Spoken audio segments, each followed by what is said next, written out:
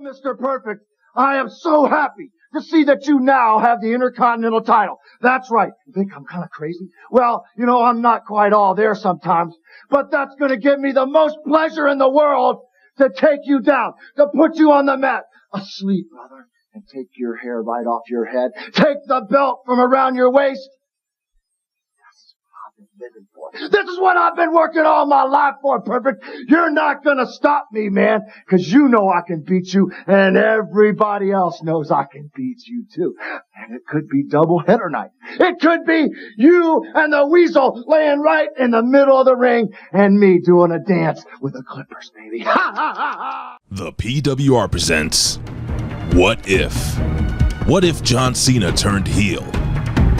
What if China became the first woman world heavyweight champion? What if Owen Hart never passed away? What if Magnum TA never got into a car crash? What if Hulk Hogan stayed with the AWA? What if Shawn Michaels signed with WCW? What if WCW won the Monday Night Wars? What if Vince McMahon's WrestleMania failed? What if...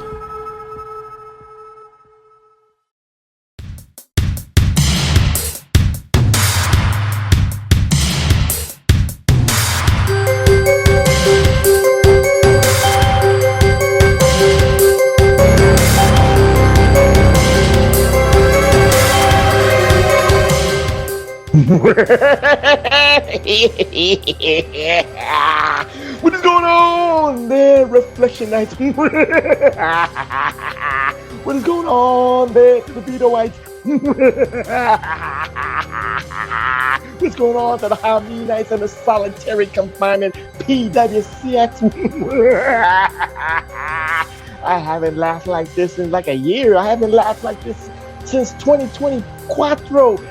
Reflectionites, I haven't had that evil laugh for y'all. It's been a while since we've done a what if. It's been a while since we changed the course of wrestling history for the better, for the worse. I don't know. It's up to your subjectiveness. It's up to y'all saying, yes, Professor, y'all made money for Vince McMahon. Yes, Professor and PW, y'all made money. Y'all made wrestling even better the way you did these what ifs. But anyway, before we get into this very special and very poignant What If edition on the PWR podcast at the High Mean Media Group at PowerBeam.com. I must introduce myself because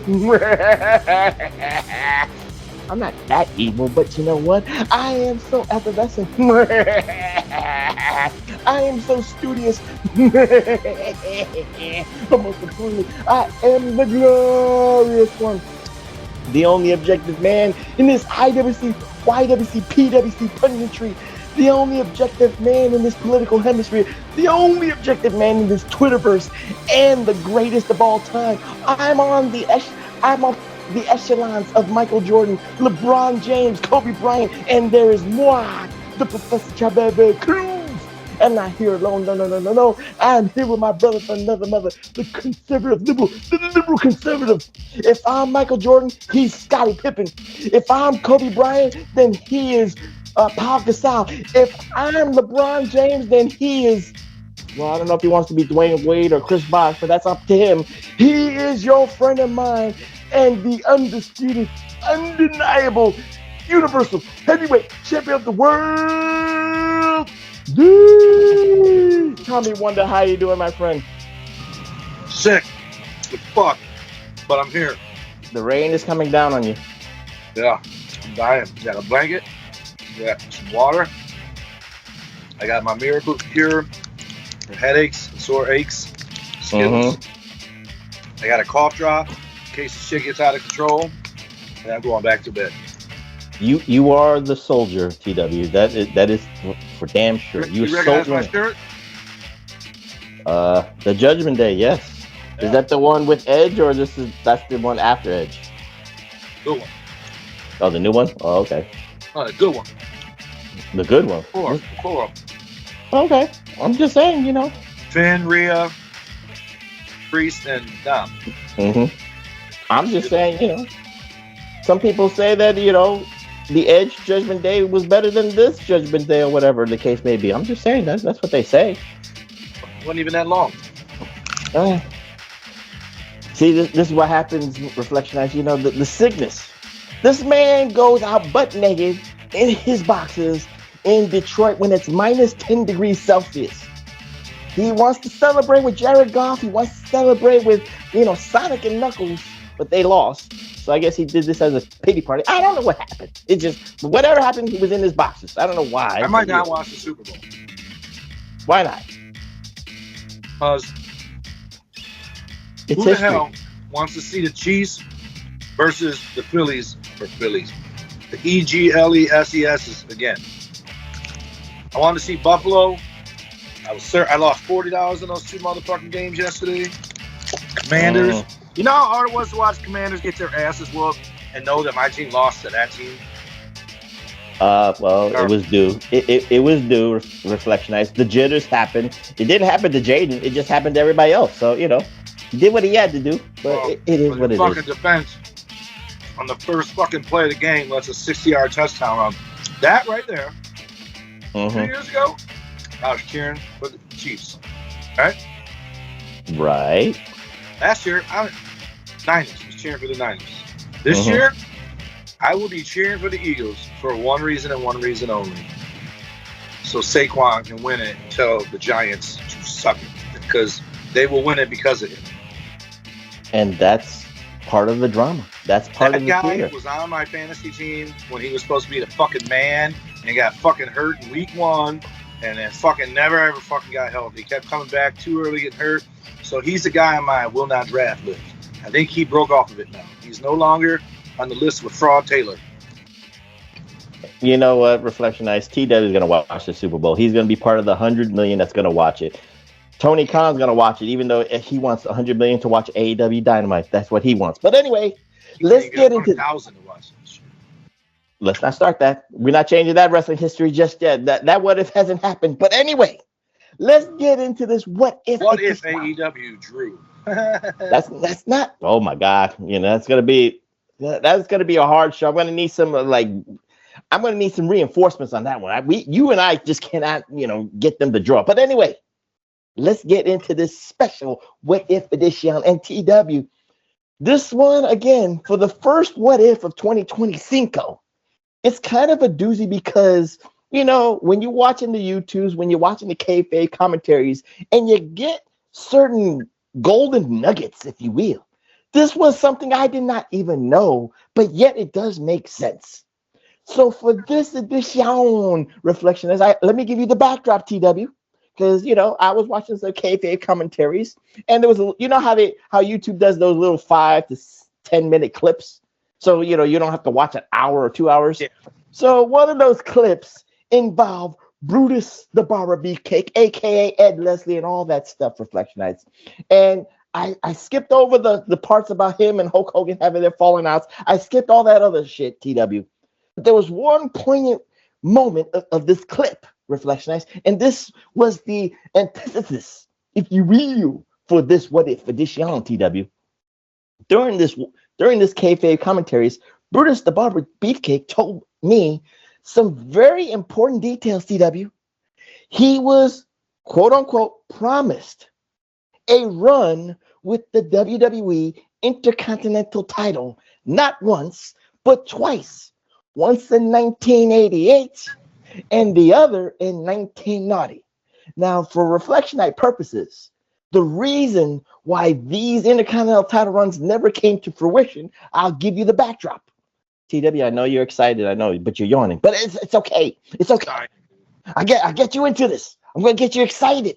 But TW, the 1988 plan for him to be the Intercontinental title was derailed by one man and one man only, the Ultimate Warrior, at SummerSlam 1988.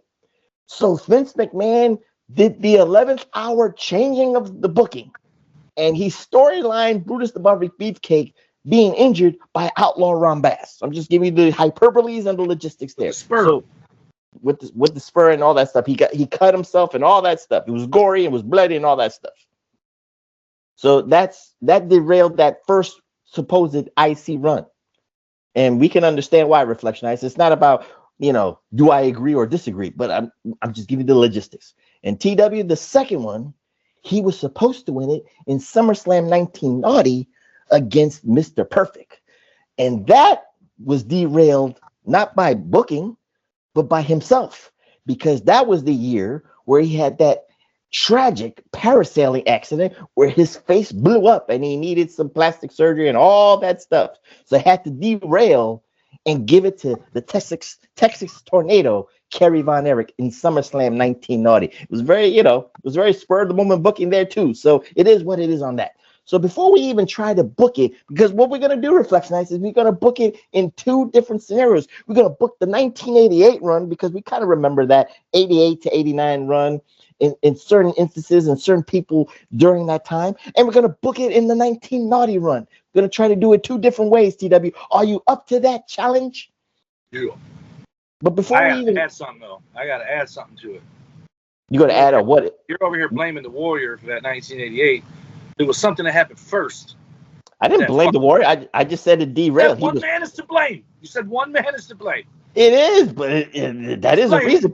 But I agree with it. WrestleMania or main event, one show, Honky Tonk Man was supposed to lose the Beefcake, and he fucking rolled out of the ring and left and got counted out on purpose so he wouldn't lose the belt. And when they asked him, "What the fuck are you doing?" He's like, long-term booking. They're gonna like it more when I lose to him down the road. And then he never fucking lost it to him. Well, again, that's neither here nor there. But again, that's the moment. I honestly, I don't know. I think I was young enough that the Barber gimmick didn't kill him for me. But I was a Beefcake fan when he was a heel. And when he turned babyface, I was happy that he was a babyface, not knowing that's what was happening. I'm like, oh, cool, he's beating up the people I don't like, right? And but I really, really liked him. And then when he lost to the Honky Tonk, or beat Honky Tonk Man by count out, I think that's the moment when I stopped liking him as much as I did. I think the Honky Tonk Man not only killed that Intercontinental title promise, but it killed his momentum with fans to where from that point on, I think he never recovered.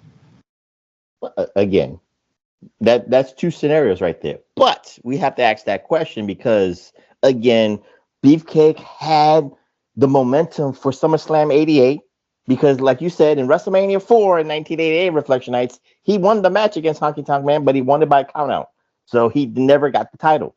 But they were booked. I don't know if it was long-term booking, but that was the plan all along for SummerSlam 88 to come to fruition. And then the Ultimate Warrior, he is what he is, TW. I'm not saying that did Vince McMahon make a mistake. I'm saying you and I understand Ultimate Warrior had that sizzle, had that it factor, had the face paint. He had the kids right behind him. He was over like Rover. But I don't think Beefcake was anymore. Because of that one match? No, I think when he lost, when he didn't win. Remember, Luger, same thing happened to Luger. When he beat Yokozuna by countout, he was never the same again, ever. Okay, well, now let's get into the second question because there is that second scenario that he was supposed to get the title in 1990 by SummerSlam. And it got derailed by his own fruition because he did the parasailing accident. But the over question, like you're saying, is a little bit different because that hyperbole, TW, let's be frank here, because in 89, he was running with Hogan. He was main eventing SummerSlam with Hogan. He was main eventing that no holds barred match with Hogan. He was, in the Royal Rumble in 1990. He had a high profile match against Mr. Perfect at WrestleMania 6 in Toronto Skydome, and he won. So all that momentum was there, whether he's over. So with that instance right there, TW, could you believe him winning it in SummerSlam 90 against Mr. Perfect? Does that make sense to you? Yeah, and so you're talking also, that's back when I didn't watch every pay-per-view, so I really don't remember all that. I just remember, for me personally... What do you mean not there was only 4 pay-per-views that year. It was fucking 8 from 88 no, it wasn't. to 90. In 1990, there was 4 pay-per-views. Right, but I'm telling you, from the time he didn't win it from Honky Tonk Man, and the Warrior did, like up until you recently, I don't think it was last week, but it was recently we were doing a show where you told me that when I thought the Warrior won the belt after the accident. Like, I thought the Warrior replaced him at that. I forgot all about that Ron Bass shit until you just said it just now, and then I pictured Ron Bass carving him up with that spur. I remember that because I remember all the TV. I didn't miss any TV, right? Okay. I just didn't see any pay-per-views or whatever. But I think for me personally, when he didn't win the belt from Honky Tonk Man at, you know what? You say that was the plan all along, was to win at SummerSlam, but I'm telling you, I read somewhere that Honky Tonk Man was supposed to lose it to Beefcake. This was he got counted out on purpose to not lose it. You know why we're doing this show? Because Beefcake said this. That's all I'm going with. But Beefcake is saying all this. I understand that there's your side, there's my side, and there's the truth. I'm going by his side, and he said this verbatim. I was supposed to get that belt. Circumstances, and we know that Vince McMahon changes his mind. So that's flashes right there. We know that Vince McMahon. You want to know my opinion on that? What's that? The fact that he is 30 years later still bitching that he wasn't Intercontinental Champion tells me Vince McMahon made the right decision. Because most of the guys know there's guys that don't need the belt, right? But to his credit, to his defense, that's right smack dab in the middle of when, if you were Intercontinental Champion, that you were on your way to becoming world champion. And, you know, or at least you were considered the fucking workhorse of the company. That was an accolade. It wasn't just a prop, right? So I can see that. But it sounds to me like I can picture him all bloated, eating grits on the porch, talking to Ricky Morton style, talking about what went wrong, right? But again, just like Razor Ramon, just like Kerry Von Erich, sometimes guys get in their own way. And Beefcake is another guy who never got better. He regressed. He's a Luger. Came out with all this potential and then got worse. You mean the Booty Man didn't make him better?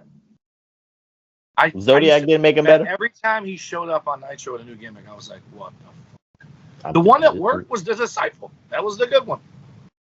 Again, neither here nor there, but we can't book it in Nitro days. We can't bring the Intercontinental title to Nitro as the Disciple. So with that being said, TW, let's try the first scenario in 1988, which is going to be a kind of a tricky one because there's many different ways we could go with this. So TW, I'm going to ask you this because I think we could go with the hyperbole here. So everything starts after Beefcake wins Mania 4 countout with the countout, right? So you want to continue the progression of that feud, if you will, Reflectionites, maybe Saturday night's main event to get to SummerSlam 1988 TW at Madison Square Garden. So with that being said, TW, my question here, maybe this is my kind of thinking, because now you got the Survivor Series. Now you got the Royal Rumble. So you can maybe extend it a little bit where the celebration could actually, I'm thinking about the old Vern Gagne rule, because if you're gonna buy a ticket to hopefully see Beefcake win the title, but yet he doesn't come to fruition, the story isn't finished, you still will pay money to see it. That's I'm thinking about the chase. It's always about the chase. That's also NWA. You want to see the bad guy get beat. Well, but remember, like you always said, Vince McMahon wants the heroes to win at somehow, some way, at some point. So he wants to finish the story. But again, neither here nor there. So TW, after WrestleMania 4, which way of the chase do we go with that? So I'm just thinking this is my first, let's just to say plan A of how to get Beefcake that IC title. Of course, you got the Hart family. Of course, Beefcake has got to beat all the people in the Hart family. You got to beat Bret Hart. You got to beat Jim the Animal Neidhart. You got to beat Dangerous Danny Davis to get back to Honky Tonk Man. And of course, let's not forget, we can use Outlaw Ron Bass and the situation with the spur and all that and all that stuff because Jimmy Hart paid him. It's like he put a bounty on Brutus Beefcake's head, and Outlaw Ron Bass collected it, got him out for a couple of weeks, and then we can maybe extend it to maybe Royal Rumble 89, where Beefcake can become the new Intercontinental Champion. What say you about that scenario, or do you have a better way? I like it, but I like that Ron Bass claimed it and then he lost to the Warrior. Then you could throw the Ron Bass, you can sick him after the Warrior too, because he succeeded once. And now you can have Ron Bass going out there. So you're saying at SummerSlam he would win again, but not win the belt? No, I'm just saying like we can. Like I said, the chase is dead. Like you say, the chase is dead. So with that being said, my thought process is to use, I guess it's the NWA booking. You gotta go over the mountaintop. You gotta go over the hump of the Hart Foundation. You gotta go over the hump of Dangerous Danny Davis. All the Hart family members, and again, like I said, you put a bounty on Brutus Beefcake's head, and Outlaw Ron Bass collects it, Bad News Brown collects it, or maybe even Dino Bravo collects it. Whatever the case may be, I'm just giving some. Fucking sicking all the dead guys on them, man. Fucking get them all out there. Why the hell are you talking about dead people? I'm just talking about who's the morgue. Oh my God. Well, what say you, TW? How would you book it?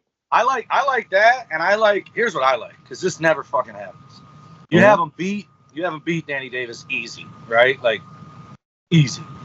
You have him squeak by Neidhart. Just have Neidhart whoop his ass the next week, right? Whoop his ass, and then he fucking wins with a schoolboy or a roll up, right? Okay. Then you have him right when he's about to beat Bret Hart. Ron Bass comes out, fucking gets him, right? Okay. No, he can't get him because. Oh no, you can do that. You can have him beat Bret Hart the same way. You're not. Well, technically, you're not doing this in a matter of maybe 3 weeks straight. I mean, you don't want to do that. You don't want to waste it, right? You want to milk it a little bit. I know. But I'm saying whenever you have it, he's got to beat Danny Davis with ease.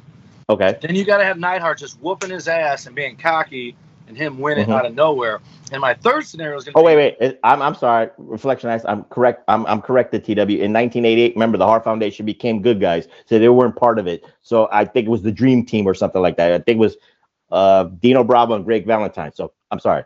The fucking Dream Team is fucking Beefcake and Valentine, motherfucker. Remember, but Jimmy Hart got the contracts. So by that time, it was Dino Bravo and Greg Valentine. They went back to him in some way. I'm just doing. Well, then that's not good. My scenario, I would stick with the Hart Foundation. You're fucking taking the Warriors IC title run away. I'm taking away Brett's face turn. But then you have Brett beat him. Okay. You have it look like, you failed, motherfucker. Blah, wait.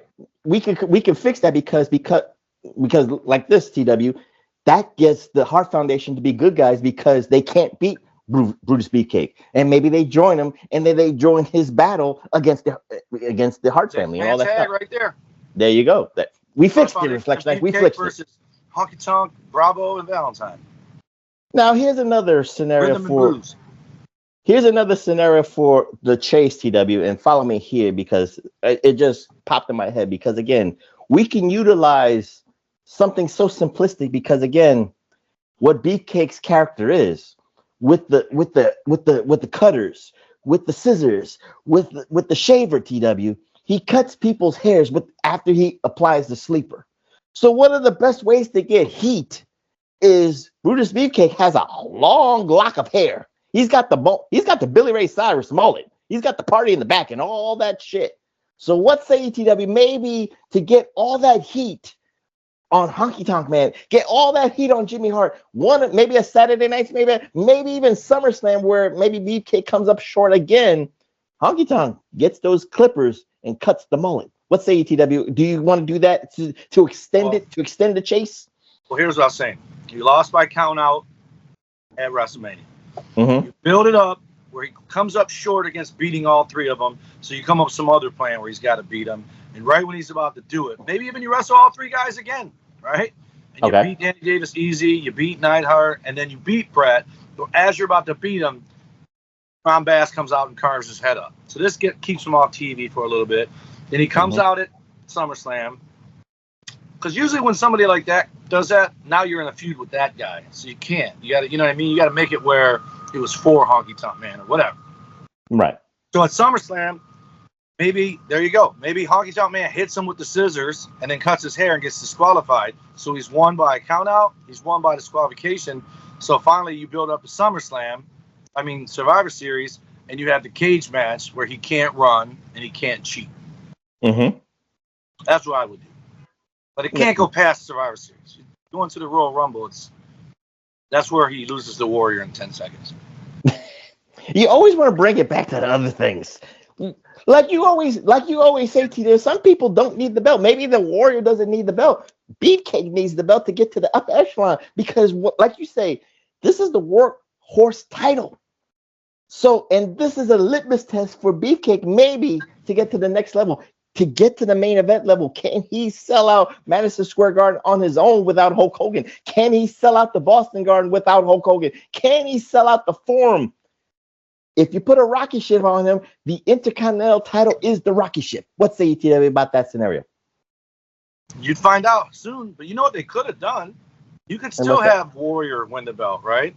And then when Beefcake comes back, I can't remember. Did Warrior lose to Rude at WrestleMania in '89? WrestleMania 5, yes. He lost the title to him there, right? And regained it at SummerSlam '89. Right. So what you could have done is Warrior could have won that title still, and then Beefcake heals up, goes after Ron Bass for doing that, and then once Rude beats Warrior for the belt, you could have Beefcake and eventually beat Rude to become the Intercontinental Champion. And I think it would make him look better because I think everybody would argue that Rick Rude was better than Honky Tonk Man, right? So, especially if he beat him clean. Right. And then you could have Rude screw him over to win the belt back, and the Warrior beat Rude. We're not talking about Warrior, man. We're talking about Beefcake. You could have squeezed Beefcake in there. No. The rule here is TW. You cannot be favoritism to Warrior. We gotta give Beefcake I'm telling money. you what they could have done when they had the chance. He could have won it from Rude instead of the Warrior winning it back. Especially, I mean, obviously it's part of folklore. First time the Intercontinental Champion ever faced the World Champion and had both belts. Because the reason I say let's get the Warrior out of our picture, because Warrior has his own thing. Because if we do Beefcake beating Honky Tonk Man, whether it's Survivor Series '88 or Royal Rumble '89 after the chase, and again, I forgot, it wouldn't be the Hart Foundation that he kind of goes over that mountain. It would have been the Fabulous Russo Brothers, because I remember off the top of my head. So that's a great substitute. Jacques and Raymond, you can do singles matches with that too. That's a great win.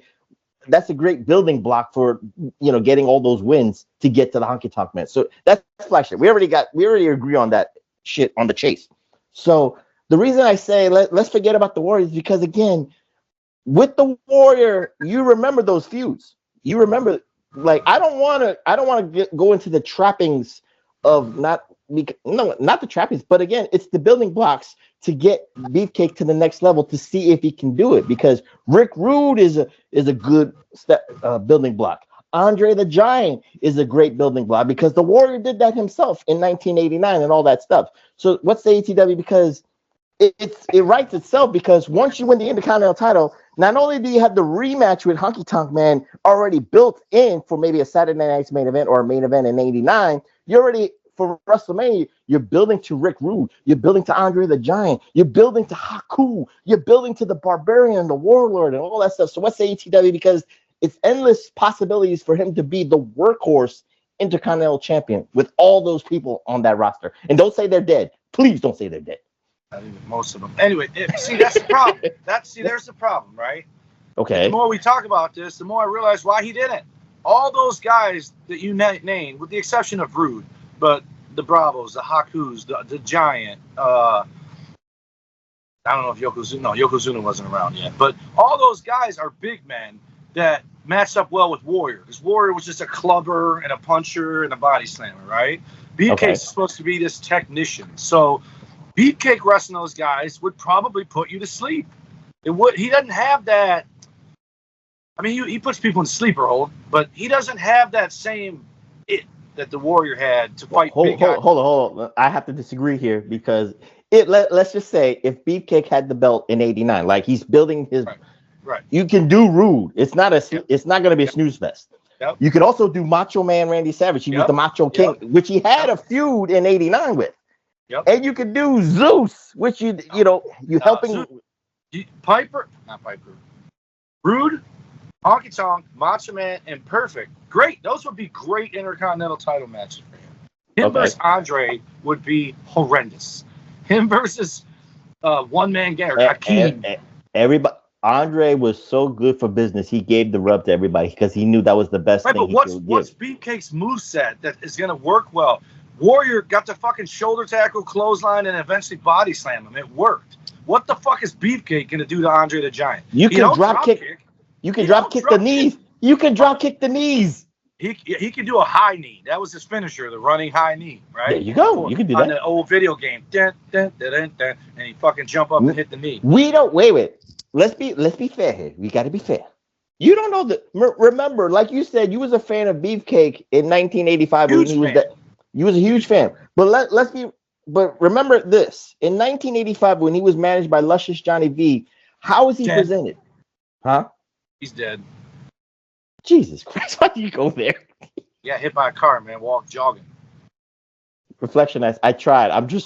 He just said dead, and then I'm dead in my brain. I got a brain fart. Luscious Johnny V, 85. He's a bad guy. Thank you for giving me all that motivation. Now, okay, he was managed by Luscious Johnny V in 1985, and he's dead. But how was he presented in 1985? He was a powerhouse. Yes. He did the backbreakers. He did the press slams. So how did wait? But you can't say in 1989 that let's say if he's the Intercontinental Champion and he has let's say a 1 month program with Andre the Giant, that he can't go back to that 1985 phase where he could slam him. Andre will allow people to slam him if you pay your dues and all that stuff. If you show respect to boss. If you show respect to the boss, he will lead you in doing that slam. I'm not saying he's gonna press him, but Beefcake did that shit in 1985. His move was the backbreaker, if I'm not mistaken. So let's say ETW, if Andre allows him to slam him, just like he allowed Warrior to slam him, he allowed Hogan to slam him. If he allows you to slam him, he's over like Rover. Let's say it's not unfathomable. It's not unfathomable. It's possible. That's all I'm saying. I'm just saying Beefcake's moveset, Beefcake's persona back then. He was a different guy as the Barber. He was almost. I'm not denying that. I'm just saying that he was almost Junkyard Doggish, like Coco Beware, Junkyard Dog, Beefcake. They were the fucking cartoons, right? Like they were jolly and fun. The kids love them. The Bushwhackers. Whereas the Warrior was serious. Tornado was serious. Fucking Honky Tonk Man.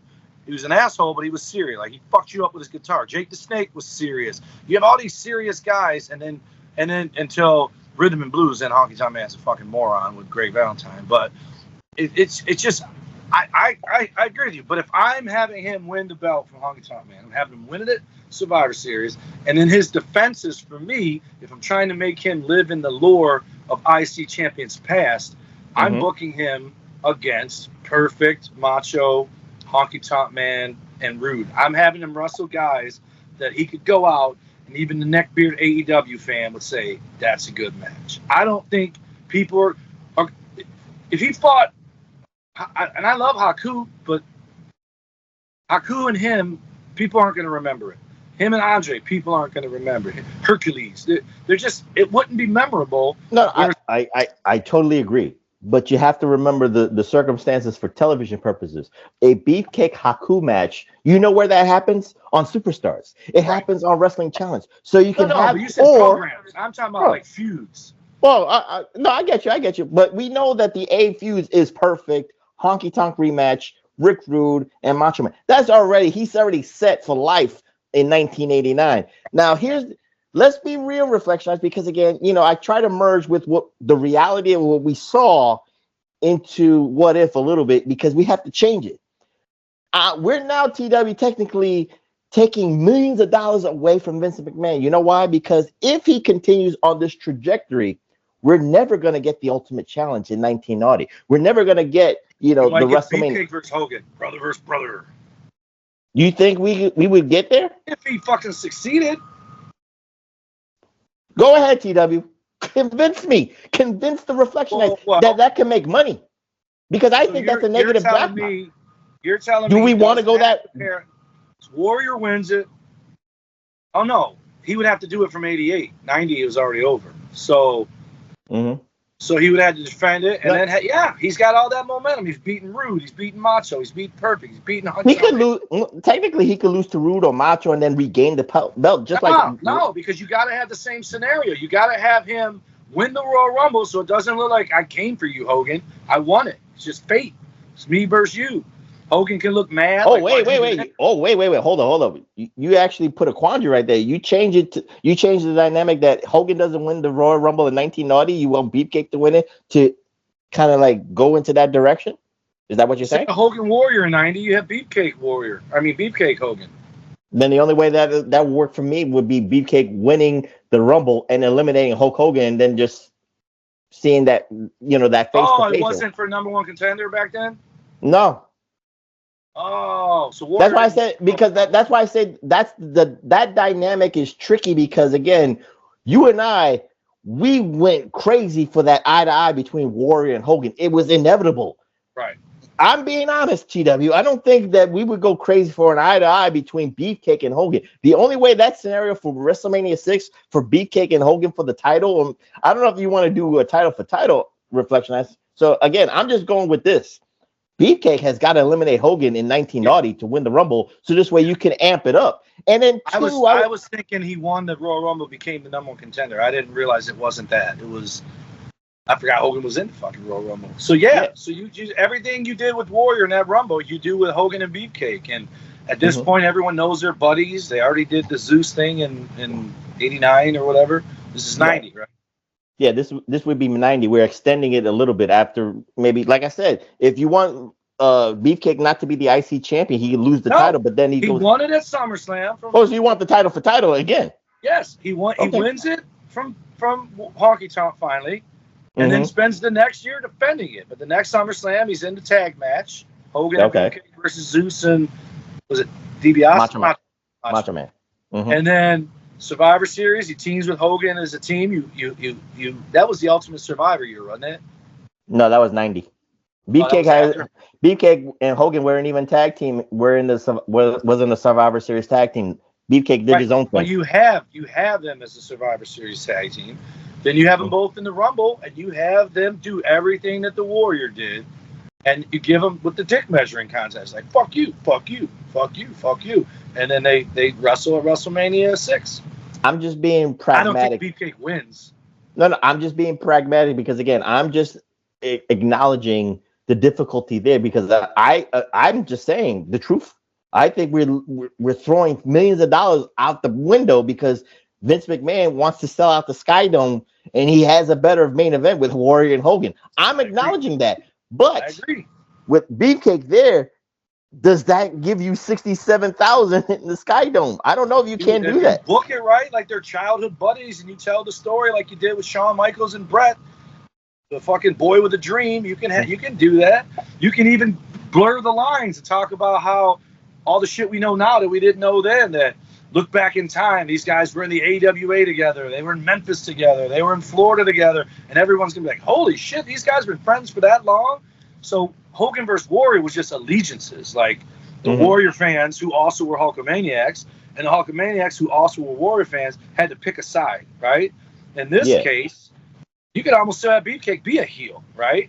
And you can do something that was never done. Ooh, wait, hold on. You can't just say some gold there without me, acknowledging it and processing it. So where do you want Beefcake to become the heel? Because again, the perfect way for him to make the more aggressive face. He doesn't.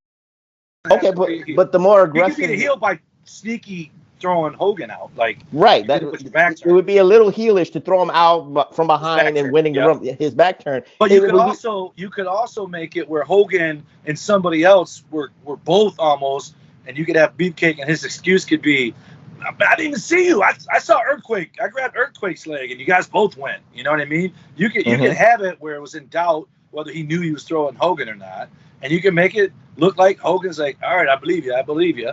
And then, just like I said, I don't think Beefcake wins, but I think what you can do, and this would help build the Toronto Sky Dome, is you also point out that Hogan has never been the Intercontinental Champion. And then he does. So it's either Beefcake becomes world champion or Hogan becomes IC champion. But one of those things is going to happen. Okay.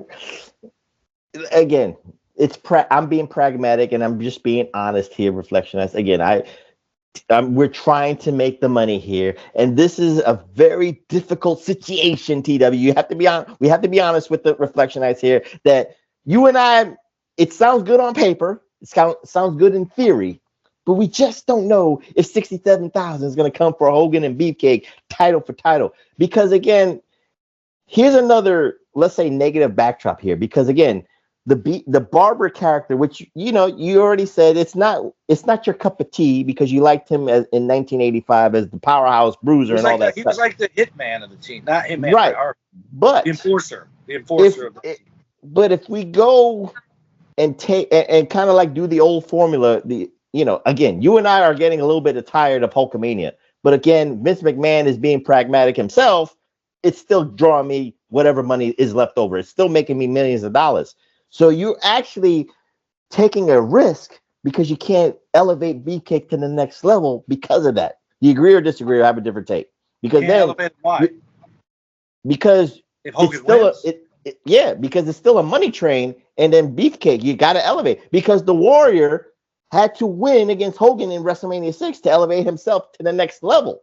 So you're risking Beefcake going down because he just another notch on Hogan's belt on the Hulkamania train. What say you to that? Because that's the problem that's what I think would happen. I think God bless him, but I think he would be exposed. I don't like all the shit people talk about the Warrior is all hindsight bullshit. When that guy wrestled, people fucking stood up and watched. And the same people that will shit on the Warrior's skill set were fucking Goldberg marks with their shirts that fucking said who's next, right? And I will say the Warrior was a better wrestler than fucking Bill Goldberg, but he didn't have to be a better wrestler than anybody. The Warrior just had it. Goldberg had it. I don't think Beefcake had it. And so I think against Hogan, I think the crowd would have sided with Hogan. I think if Beefcake would have won, it would have been Macho Hogan all over again. So Hogan just got to win clean, and then Beefcake can go back to being his little understudy.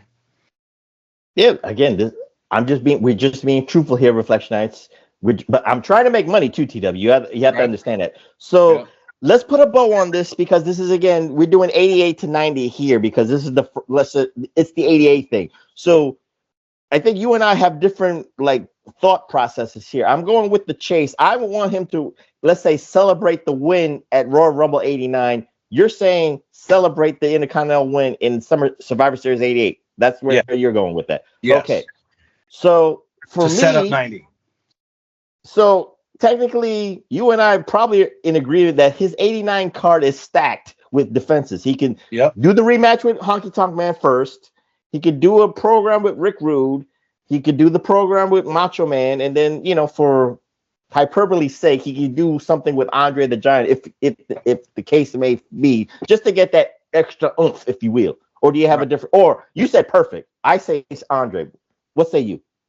What's your 1989 card for him, if you will? If I'm doing 89 to set him up to wrestle Hogan in 90, then I guess you do got to throw. I don't know if it's fucking Andre, but you got to throw a big guy in there. Otherwise, Hogan's going to be this massive guy, and Beefcake's been building all the little guys, which fucking none of those guys were little, but they're not Hogan.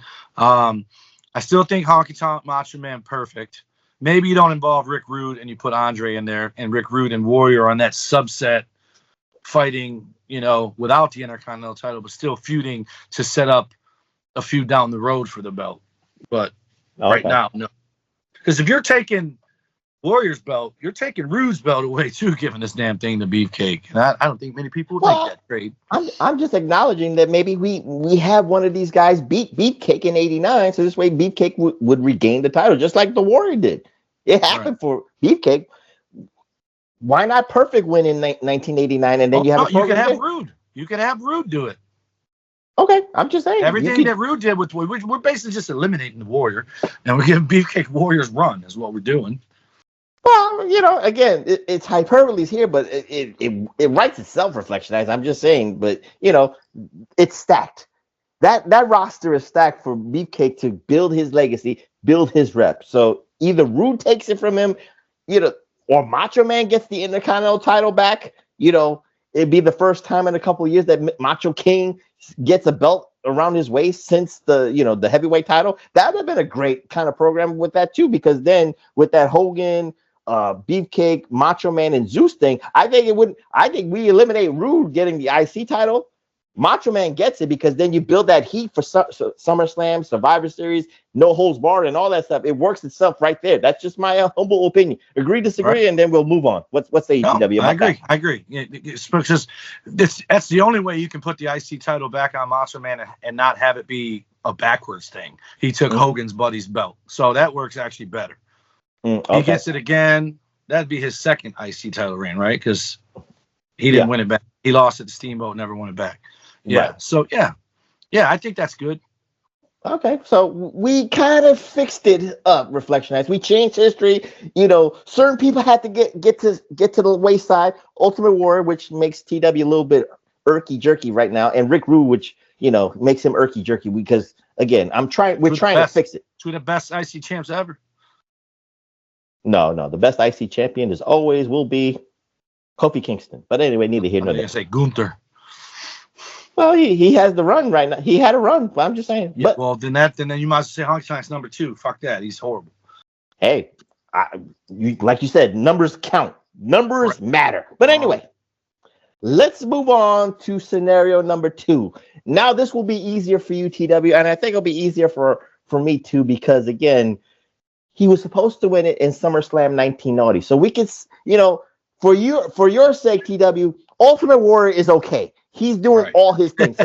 So let's get that out the way, all right? Ultimate Warrior is set for life. So now Beefcake is still in the upper mid card to upper mid card and all that stuff. He already had his program with, teaming up with Hogan and all that stuff. So he's a made man in 1990. So TW, again, WrestleMania 6, he was, I think, the first man to end the perfect streak, if you will. So, and they built it at. He was Perfect's first loss. Yeah. Wow. And then Perfect won the Intercontinental Tournament after Warrior, unified the titles and all that shit. So, who was the ultimate, number 1 contender? It was gonna be Beefcake. Right. So here's the scenario because again, I don't want to fuck up Perfect's first reign like that. That'd be too quick. That's like hot potatoing, in my humble opinion. Right. So to me, it writes itself again because just like we did in 1988 for Beefcake to go to thwart the Hart family, it's easier for Beefcake to thwart to go over the mountain of Haku, Barbarian, Rick Rude to get to Perfect, to get to Bobby Heenan and all that stuff. So I would actually kind of like do what he comes close at SummerSlam 1990, but he comes up short, and Mr. Perfect still win. Beefcake can win by disqualification. All that herky jerky clusterfuck shit. I'll go with that. Dusty Schmoz finish. The Dusty Schmoz, but then because you got the Heenan family and you got a plethora of people to go. Remember the Big Boss Man run where he had to go over all the Heenan family members to finally get to Perfect at WrestleMania 7, and then he came up short. Well, Well, I'm giving you that scenario. They're both dead. 3. Heenan too. Yes, unfortunate, but Boss Man got that kind of run. He went over the mountain of all Heenan family members to finally get the chance again. So that's the way it works for me. He comes short, and then Heenan says, "Rude, go after him. Haku, go after him. Barbarian, go after him," and all that stuff. What's the Power and Glory? That's Dr. Style Slick. Oh, I thought that was Heenan. No. Well, you could do Heenan and Slick can make an agreement and all that stuff. So it works itself. I say you build it from SummerSlam 90 to WrestleMania 7 where Beefcake wins the IC title finally after he finishes the story after going over so many hurdles, and that's the Heenan family because I think it writes itself. What's the ATW? Do you have a different scenario for it? No, I like it. We're ruining Kerry Von Erich. He's got time. He's not dead yet. He's got till 93. But I think I don't know why Kerry lost it so soon after. There was something that happened. I can't remember what it was, but you said it to me a couple weeks ago. But yeah, steroids. I think if Perfect lost to him for his first loss, that Perfect has to beat him at SummerSlam, right? But I can go with that. It can be because Haku hooked his leg, or it can be because somebody hooked his leg.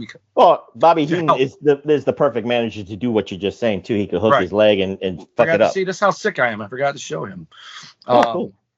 But I got a disciple figure too. I don't know where it's at. But Perfect has to win because he has to get it back. And people don't remember how you win. They just remember that you won or lost, right? So Perfect would get his back. Then inevitably, you build up to him losing it to Beefcake. Because you also don't want him to beat Beefcake. I mean, Beefcake to beat him for it and then him win it back like he did against Kerry Von Erich. But you do want to do that. You want Perfect to lose it to him and then win it back and then the rest of the world and then lose it to Kerry Von Erich later. But yeah, it would, and I like that scenario because in that scenario, Haku is not, he's a beast, but Beefcake's bigger than him, right? So they could have a fucking scrapper match that makes Beefcake, everyone go, whoa, this dude can hold his own and just win clean over Haku. And then the Barbarian, who's fucking bigger than both of those dudes, can just beat the fuck out of him, like I said, Neidhart should, and he should win with a roll up or something like that. And then who's the third guy? Andre? Well, no, it would probably have been Rude. Oh yeah, Rude. And then again, I would love this scenario. Rude beats him, and everyone's like, "Oh fuck," you know what I mean? But the opposite. Rude is cheating or whatever, but Beefcake's overcoming it, and Rude rolls him up and pulls the tights and beats him, and then everyone's like, "Oh, yeah, what the fuck extending the story of the chase, extending the story of his hurdles against the Heenan family, because then you're a made man by going against the Heenan family, because the Heenan family is the #1 heel group, Reflectionites, in WWE. So once you have a program with them, you're selling out Madison Square Garden. Oh, well, you're not selling out Madison Square Garden, but you're one of the top draws and top programs at Madison Square Garden. And the way you get it back is now he has to fight Rude again instead of starting all over. But if he loses, he has to leave the WWE. It's either beat Rude and you get your shot at Perfect, but if you lose again, you're out. And that way there's something on the line for both of them. And you do that tribal fucking rules shit where the Barbarian run in, Haku runs in, someone else runs in, and somehow fucking Hogan or somebody helps Beefcake and Beefcake wins. Not quite that way WrestleMania win, but you know what I mean. Like you it's the big blow off. So you got everybody that was involved, people that also don't like Rude and Haku and Barbarian. Were they a team, Haku and Barbarian? So you had the Hart Foundation help him, and it harkens back to when he was teaming with them against Heenan or Jimmy's fucking people. But we're rewriting. We're actually combining history that we're rewriting anyway for what if purposes. So you agree with me that he chases it until WrestleMania 7. So that would be the perfect time for him to finish the story, Reflectionites. Right. So that you agree with that. Yep. There's no other way to do it. Because I think because of the chase, and let's just say the hurdle. 7's 91. I'm sorry? 7's 91. Yeah, he's a little long in the tooth by then. That'd be it. It'd be all or nothing by 91. Well, remember, there's no accident. There's no parasailing. He's still wrestling. I did feel horrible when he had that accident, and I can't remember if it was Bulldog. It was either the British Bulldog or another wrestler. You know what happened, right? Some girl, her knees, like she said, and he looked, and like her parasail was coming down, and she just like turtled, and her knees hit him right in the fucking face and broke every bone in his skull. And they said, I think it was Bulldog, had to put his hand in Beefcake's mouth and lift the roof of his mouth up so he could breathe. Because the whole skull collapsed, there was nothing holding his mouth open. Bulldog held it open until they fucking got to him and put like a cervix thing in there to keep his mouth open. So, and he was choking on blood from that. But that, can you imagine if, like, you heard the story about DiBiase and his dad and Harley Race, right? What, the old territory stories? No. How DiBiase's dad, they always say he died in the ring, but he didn't. He died in the locker room. He was in the locker room and had a heart attack, and it made him start throwing up. And I guess he had spaghetti for dinner. So everybody in the room, DiBiase's dad is puking up spaghetti, and fucking Harley Race scooped the shit out of his mouth and fucking tried saving his life, giving him mouth to mouth while he's throwing up spaghetti. That's a fucking man, dude. That Bulldog holding fucking Beefcake's roof of his mouth up, saving his fucking life. First of all, to even know to do it. You know what I mean? Like, you could probably see his head is just melting and he's choking or whatever. And to know to do that like you would, I gotta look into it, because I'm pretty sure it was Bulldog, but it's weird that Bulldog and Beefcake would be on the beach together and when that happened, right? But then again, it's just been a show and they all went to the beach that day. For all the listings of the death gatekeeping that you do, now you're remembering stories of trying to save people's lives. So it is Dude, what it is. those are the two stories that I think about. Oh, it gives me goosebumps, man. Like just to know, like, I'm not gonna lie to you, man. I've been places like my job. I go to places where people are fucking old, and it crosses my mind. Man, I hope nothing happened to these people out here because I'm not the guy to save them. I don't know, but I hear you don't have to do mouth to mouth anymore. You just fucking do the pump on the chest or whatever. But I would hate if I couldn't save someone's life. You learn from Baywatch. Just remember everything from Baywatch, and you can do it. I know for me, you fucking goose them. If that doesn't fucking make them kick out, nothing will. You gotta get double goose. This ain't the CPR podcast. This is the PWR podcast. But now we're talking about fucking dead wrestlers that people try to save their lives. You're talking about. Yes, you're talking about. Beefcake's life was spared because someone knew to lift the roof of his mouth so he could breathe. Here's the quandary again, because again, I have to always notice these things. You and I agree, WrestleMania 7, he finishes the story. So here's where the hyperbole problems happen. We actually mess up somebody's progression himself. Does Bret Hart, who won the belt at SummerSlam 1991, where does he fit into this program? Where does maybe the Mountie fit into this program? Where does the big boss man fit into this program if Brutus Beefcake finishes his story against Mr. Perfect in 1991? And remember, Mr. Perfect's back is kind of like catching up with him and all that stuff. So you don't know how long you got with a program with Mr. Perfect in the I think one of two things. Circuit. I think Perfect eventually wins it back from him like he did Kerry Von Erich. No, I would disagree because, again, he's Hogan's buddy, and Hogan would politic for him to at least have. Well, then Bret's not winning it either. Then, but that's what I'm just saying. Would it be? What a legacy would it be? Because this would be before this. But what if he wins it at WrestleMania, SummerSlam 6 months later? He defends it against rematch against Perfect.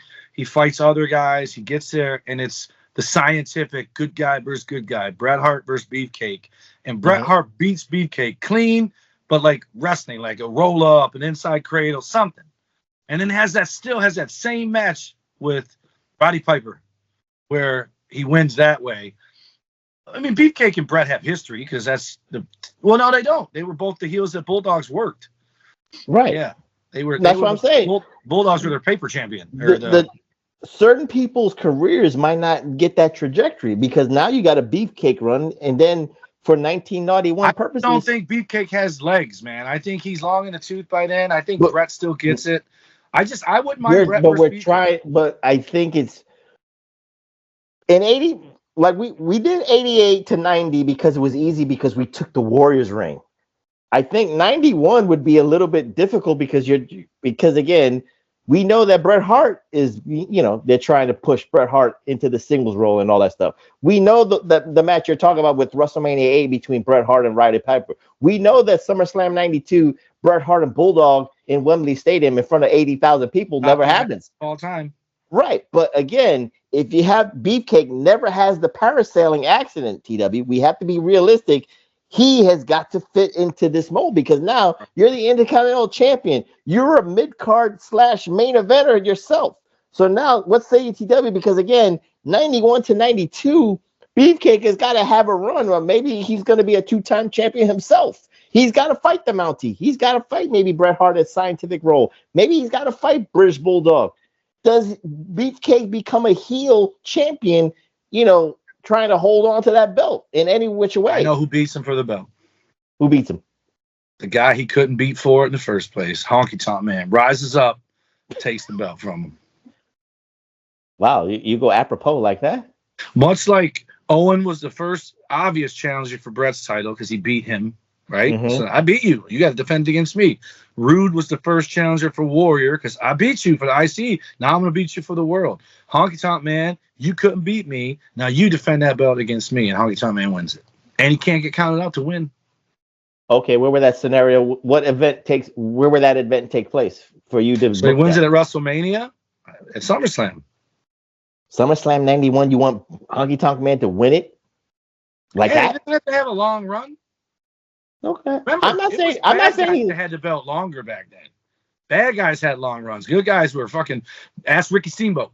Good guys had a cup of coffee with that belt. No, that's not true because Ricky Steamboat would have had a long run but he wanted time off. So it was a herky jerky. He also wanted more money because, and also let's not forget that he got himself in hot water because he out fucking shined Hogan Andre because he went out there and had the fucking match of the fucking best match ever. Just remember, it's not about. There's certain things behind the scenes that make it a shorter run. But again, like I said, you got a insurance policy with Hulk Hogan being your buddy, no matter what. So that's why I'm saying it's not going to be a herky jerky run first. I think I understand the Honky Tonk Man thing. I'm good with you with that. Maybe how about this? You just said it 2 times. Have Honky Tonk Man beat him, and then have him win it right back at fucking SummerSlam. I mean, Survivor Series. And then Honky Tonk Man fades away, and now Brett beats him for it at WrestleMania, whatever the fuck. Because that's a lot of times what happens. This guy's fucking finishing the dream at WrestleMania 2, and next year someone's finishing their dream against that guy at WrestleMania 3. I think the only way for let's just say the 90 part of it is that if he wins it, he's got to turn he's got to be from the barber to the bruiser again. He's got to be the powerhouse. He's got to maybe Jimmy Hart comes back into the picture as his manager or something like that. Oh, you want to turn him heel? Yeah, I want to turn him heel because I think you protect him and maybe you get that maybe longer heel run like you're talking about, and then you still can protect Bret Hart and get that upper echelon for Bret Hart to become the champion maybe at WrestleMania 8. What say you, TW, about that scenario? Like having Bret chase a bad guy Beefcake. I hate when guys like, for me, I mean, it was a great heel run. There's nothing wrong with the evil Barber. No, but I hate when a guy wins a belt and becomes a heel in the process, right? Like Lex. Well, you know the reason because if they're not drawing money as a face, right? You draw money as a heel. Yeah, for sure. I'm just being realistic here. Right, but when Lex Luger was the babyface and Flair quit, then they have him wrestle Barry Windham, and everyone's like, wah, wah. And then he fucking turns heel. There's no fucking reason for it, right? And then Barry, you couldn't say that scenario. He got jerked off too. Both of them got jerked off. That doesn't count. I don't blame Lex for that. That was the politics, and the fans were saying, "F you." Why turn Lex bad? Have Barry Windham beat Ric Flair. But I'm answering your question. The fans said "F you" to Jim Herd, not "F you" to Lex, or not "F you" to Barry Windham. Right. They didn't care. They knew it was not. The circumstances was not the wrestlers. It was fucking Jim Herd. We knew that. I'm just saying. But in this scenario for Beefcake, I'm acknowledging maybe it would behoove Vince McMahon to turn him into the evil Barber. It would behoove Vince McMahon to implement Jimmy Hart as his manager. So this way, Jimmy Hart, again, you have that Hart family stable. He's got a belt. You know, he's your number one guy in the Hart family. And it would behoove Vince McMahon to elevate Bret Hart that way to chase an evil Barber. That's the only way I think it works, in my humble opinion. Because again, I'm trying to protect the legacies. You know, I'm not trying to brush aside Bret Hart. We are brushing aside Kerry Von Erich, Reflectionites. I'm sorry. He has to pay the ultimate sacrifice for the betterment. And I think technically we're making more money because Kerry Von Erich didn't make Vince McMahon money. Right. I'm sorry, TW. I know you like Kerry Von Erich, but I'm just being real here. I love Kerry Von Erich. So do I. He's dead. Yes, he is. I know that too. So TW, let's put a bow in this. I kind of dominated the scenario here. So TW, let's put a bow on it. What would be your way? I'm not gonna say nothing. What's your way in 1990 for Brutus Beefcake to become the champion? Any which way you want. What would make sense to you? So Perfect's been champion since about May or April. Yeah, May of 1990. That's a quick drop of the belt, but that's why I didn't want him to drop it. Right. I still think you have him drop it, and then you gauge the crowd, and if the crowd loves it, then you go on that run that we talked about where he just. So wait. You want him to win the belt from Perfect at SummerSlam naughty? Yep, and then just gauge it and see how the fans react to him. You're going to know fairly soon. I just don't think Beefcake had it, and I don't think you could have done a lot with him. And like I said, speaking for myself, I was a big Beefcake fan until he lost to Honky Tonk Man. That's the only thing I can think of that changed me on him, because I thought, man, you can't beat the Honky Tonk Man. And it was to be fair to him, I fucking hated Honky Tonk Man, right? So I was like, fuck, you can't do it, someone else can. So what happens? The fucking Warrior beats him. Fuck yeah. Everyone's Warrior for life, right? So I think Beefcake beating someone like Honky Tonk Man would have made him. I think he would have had a whole different career. But once he didn't beat him, and then obviously the thing happened with the Warrior, having him beat Perfect, it was so quick for Perfect to drop that belt. But I think you would find out right away if the people believed in him or not. Because merch, ticket sales, a lot of shows in Detroit where the main event was the IC title and Hogan wasn't even here because he was in New York while they were in Detroit or whatever. That's actually, and I didn't mean to cut you off, but that's a good scenario because, again, with let's say Beefcake being the Barber character in 1990, that's 3 years in. He's already, technically, he's 2.5 years into 3 years being the Barber. So sooner or later, you get tired of the Barber. Right. Of the shtick. Of the shtick. And if you think about it, fucking guy you just put to sleep, fucking jobber, Dusty Wolf, and then you fucking cut his fucking hair and everyone laughs at it, that's a heel move. That's a bully. That's not no Brutus the bully Beefcake he could have been. I'm just saying because that's why I said the evil Barber. That's why I said him going to Jimmy Hart. So this way you can give him some legs. That's for the Bret Hart thing. So anything else you want to say, and we're going to close it out, or you have it? Well, I'm glad he lived. I think when they brought him back after that accident, he was wrestling with that face pad thing and all the stuff Bobby Heenan said about him. That cracked me up. But he was never the same again after that. And you feel for him, but you're glad he still got a job and he got to run. From the looks of it, he didn't save any of his fucking money because I think he's wrestling next week at the fucking VAW hall. But he ain't wrestling. He does the autographs with his wife. I'm joking. Oh, okay. He every now and again that motherfucker does wrestling. Well, his wife is his manager, I think, if I'm not mistaken. The one Hogan banged or whatever they said. Bonnie. I haven't. Allegedly, I don't know anything about that. Yeah, I don't know anything about that. I feel bad for him. I wish he'd have got a run. You know what I mean? I wish he'd have got it. I wish again, taking away titles from Warrior and Kerry is hard for me to fucking do. But they never happened because Beefcakes happened. By the way, I applaud you for at least, being realistic and going along with the program. I know it was hard for you to push aside the Ultimate Warrior and push aside Kerry Vonnegut. Strong J to TW for at least attempting to do this what if. For the Reflectionites are clapping. No, I don't want the rain. No, stop with the rain. Oh, Jesus Christ. Right. But anyway, we close on this What If edition on the PWR podcast at the High Mean Media Group at podbean.com. And Reflectionites, next week, we're going to do one more recording, and then we're going to be off on a hiatus because the professor is edifying on the West Coast. I don't have to talk about that. TW knows what I mean. I don't have to be that ass in San Fran for that prime money. I ain't saying nothing. I'm just saying I'm edifying on the West Coast. That's all I'm saying. So next week, one more recording, and then we'll be on hiatus for maybe about a week or two. So you know what? There was another. We're gonna do a back-to-back What If, TW, because you were so engaged with this. What if we're gonna came out of the closet? And when I come out of the closet, I'm dressed. That's all it is. Yeah, because I have a big closet. With a sore butthole. That is not me. You are sick. That's what it is. You got that. You are sick. Speaking in tongue and waking up speaking in tongue and covered in sweat. But it dawned on the professor, and again, we're gonna change history again because I found out some pertinent information again, TW, and I gotta give you another challenge. And this one is gonna be even trickier because of the circumstances. I found out. You remember in 1991 where Bret Hart lost the title kind of strangely in a couple of weeks. Not a couple of weeks, a couple of months into his reign against the Mountie at a house show. He had a temperature. He had a fever. That's how they booked it. But did you know that Bret Hart was almost going to jump to WCW in 1992? No, I did not. That's why he dropped the title, and that's why he had a high fever at 103 degrees and still was wrestling, which he did. He was healthy as a horse. No shit.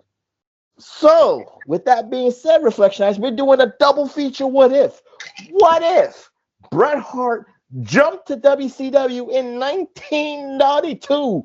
How would that have worked out for Bret Hart? How would that have worked out for the Hart family? How would that have worked out for his legacy, TW? Are you ready for that challenge? Because I'm going to try to make money for Jim Herd. I'm going to try to make money for Bill Watts. I'm going to try to see if we can get some matches into Bret Hart, because I think this is going to be one of the most difficult what-if scenarios ever. Are you up for this challenge? This is right before Flair comes here, right?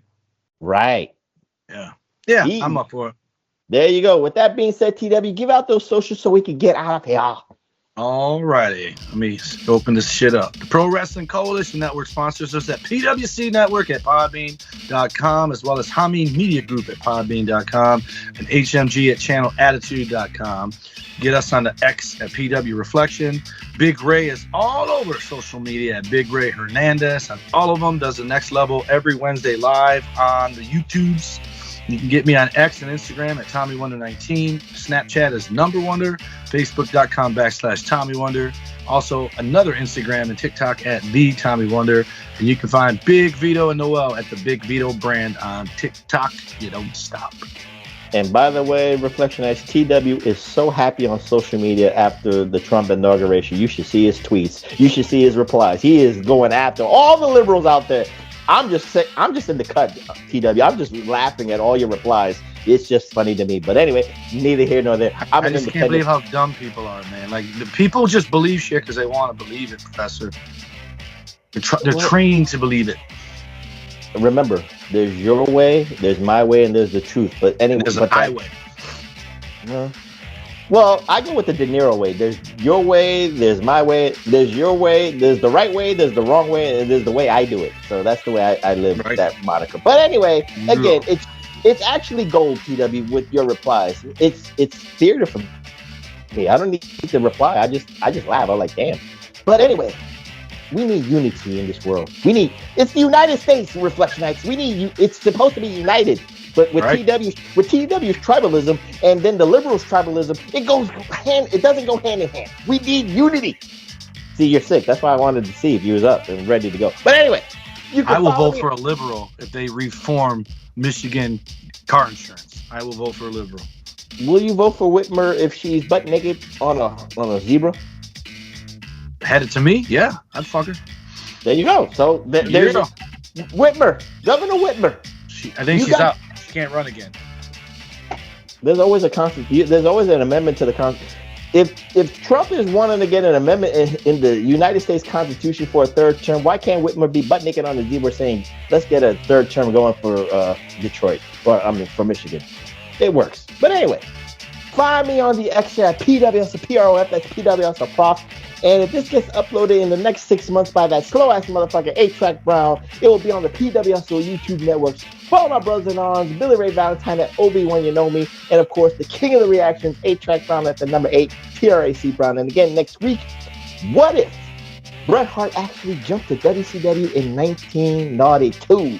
So with that being said, I'm the Professor. That's Mr. Wonderful, Dum Dum Do It Song, the Iron Stomach One, and the Detroit Rock City Universal Heavyweight Champion of the World, who is sick like a dog, and he's going to his bed right now when I hit the stop button.